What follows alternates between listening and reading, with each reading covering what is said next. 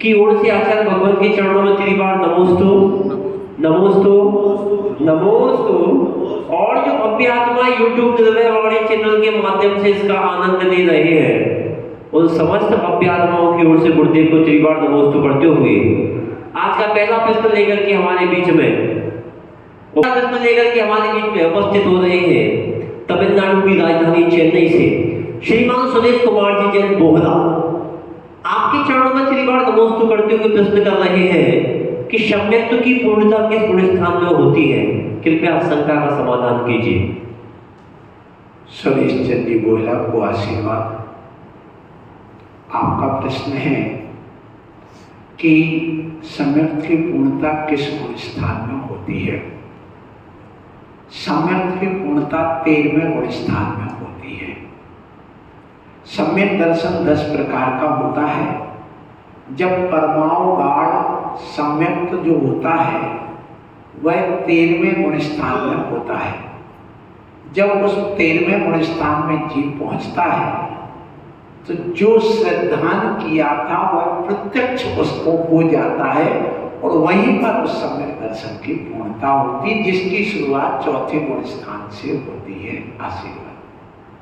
अगला प्रश्न लेकर के हमारे बीच में उपस्थित हो रहे हैं ब्रह्मचारी आनंद भैया जड़ेसर से हैं। उनका प्रश्न ये है कि मुनि महाराज विहार करते हैं तो सूर्य अस्त होने के बाद और सूर्य उदय होने के बाद ही विहार करते हैं, जो भी क्रियाएं करते हैं, इसका वैज्ञानिक रीजन क्या है? बहुत अच्छा। आनंद भैया जी को आशीर्वाद। सूर्योदय के बाद ही मुनि महाराज विहार करते हैं, इसलिए कि रात्रि में जीव की हिंसा संभव है और जीवों का विचरण ज्यादा होता है। जैसे सूर्य उदय होता है तो पराबैंगनी किरणें अल्ट्रावायलेट रे भी इस धरती पर आने लग जाती है। जब ये रे आती है तो उससे जीवोत्पत्ति रुक जाती है और इसके अलावा जो जीव हैं रात्रि में विचरण करने वाले वो भी उस चकाचौंध के कारण से उस अल्ट्रावायलेट रे से भी बचने के लिए भी जमीन में या अंधेरे कमरे में या अंधेरे मिट्टी वगैरह में घुस जाते हैं। तो जो हम रात में चलते हैं तो वो जीव जो विचरण करने वाले वो हमें इतने सूक्ष्म जीव दिखाई नहीं देते, वो बड़े बड़े भी नहीं दिख पाते कई बार, इसलिए हिंसा ज्यादा हो जाती है। तो यही कारण है कि मुनि महाराज सूर्य अस्त के बाद और सूर्योदय तक रात्रि में कोई क्रिया नहीं करते हैं। आशीर्वाद। अगला प्रश्न लेकर के हमारे बीच में सुरेश कुमार जी जैन, उन्हीं का प्रश्न है भगवान शब्द में भग और वान शब्दों का मिश्रण है, उसमें भग का अर्थ क्या होता है? देखिए, भग और वान मिल करके वान प्रत्यय है और भग धातु है। भग का होता है ज्ञान और इस भगवान मिला करके भगवान शब्द बना है जो ज्ञान से सहित है, अर्थात केवल ज्ञान से सहित है, दिव्य ज्ञान से सहित है, उसी का नाम भगवान है। तो हमारे अरहंत परमेष्टि केवल ज्ञानी होते हैं और मुनि राज भी सम्यक ज्ञान होकर के विशेष ज्ञान से सहित होते हैं, इसलिए इनको आचार्य को भी भगवान की उपमा दी है और अरहंत और सिद्ध को भी भगवान की उपमा दी है। आचार्य एक देश भगवान है और जो अरहंत और सिद्ध परमेष्टि है ये सकल देश यानी पूर्णता भगवान अर्थात केवल ज्ञान से सहित हैं, इसलिए उनको भगवान कहते हैं। आशीर्वाद। अगला प्रश्न लेकर के हमारे बीच में श्रीमान प्रदीप कुमार जी जैन, कवि नगर, गाजियाबाद, उत्तर प्रदेश, भारत आए और आकर के आज का अपना।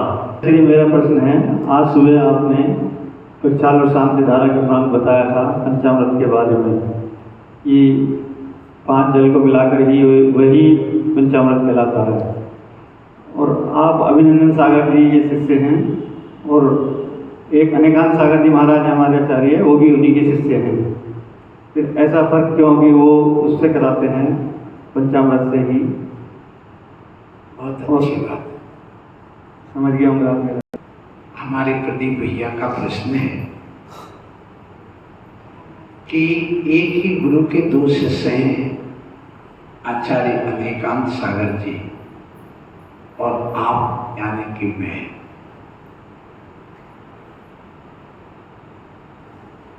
दोनों में अंतर क्यों है? तो सुनिए,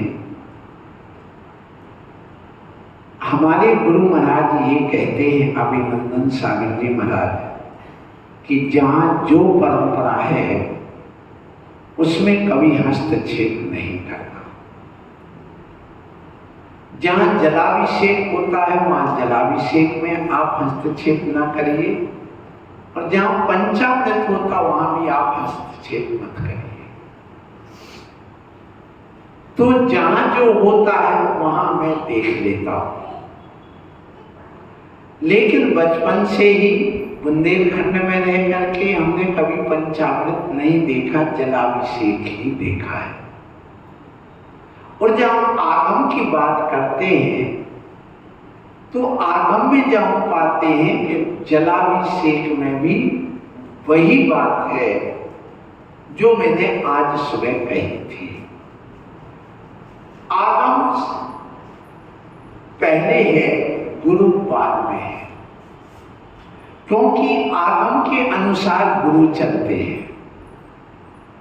आगम को अर्थात शास्त्र को गुरु भी नमन करते हैं। आज जो भी गुरु चल रहे हैं मोक्ष मार्ग पर, उनके सामने मूलाचार है, उनके सामने आगम है। यदि आगम के अनुसार नहीं चलेंगे तो वो आचार्य आचार्य नहीं है, वो मुनि मुनि नहीं है, उपाध्याय उपाध्याय नहीं है। इसलिए आचार्य के शिष्य भले वर्तमान में तो गुरु परंपरा का निर्वाह करें, लेकिन आचार्य को आगम के अनुसार चल करके निर्वाह करना चाहिए।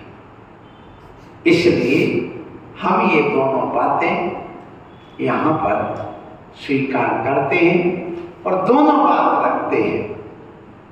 पंचामृत की बात भी रखता हूँ और जलाभिषेक की भी रखता हूँ, और दोनों रख करके हम सामंजस्य बना करके ये चाहते कि समाज में विवाद ना हो, इसलिए ये बात मैं कहता हूँ। आशीर्वाद।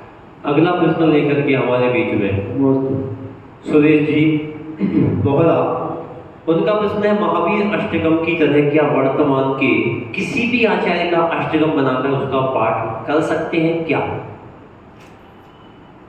जैसे महावीर अष्टक है, यदि ये चैतन्य ऐसा अष्टक किसी आचार्य का हो सकता है, हो सकता है, निषेध नहीं है, क्योंकि आचार्य भी परमेष्टि के रूप में है। अरहंत परमेष्टि है तो आचार्य भी परमेष्टि है, लेकिन आचार्य को आचार्य के गुणों से युक्त ही अष्टक बनना चाहिए। उनको भगवान जैसा अष्टक ना बनाए, भगवान के गुणानुवाद के अनुसार उनका अष्टक बने, और आचार्य के गुणों के अनुसार आचार्य का बने। उपाध्याय का भी बन सकता, मुनि का भी बन सकता, क्योंकि पांचों परमेष्टि हैं, इसलिए उनके अष्टक बनाने का कोई निषेध नहीं है। लेकिन गुण का ध्यान रखें, मुनि को मुनि के गुणों के अनुसार बनाए, उपाध्याय का उपाध्याय के अनुसार, आचार्य का आचार्य के अनुसार। आज का कार्यक्रम यहीं पर समाप्त हो रहा है। कल फिर उपस्थित होंगे नए विषयों के साथ। तब तक के लिए आप सबसे विदा लेंगे।